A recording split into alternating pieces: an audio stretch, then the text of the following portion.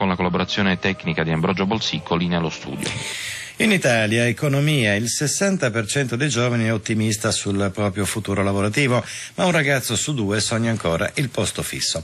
Per fare carriera, poi 1 su 3 è disposto a rinviare il matrimonio. Bassissimo infine il livello di fiducia verso la politica, il 26% dei giovani si dice molto lontano dai partiti. E la foto della generazione tra i 19 e i 39 anni scattata da una ricerca commissionata dai giovani imprenditori di Confcommercio che oggi concludono il loro forum a Venezia. Il servizio del nostro inviato Vittorio Cota.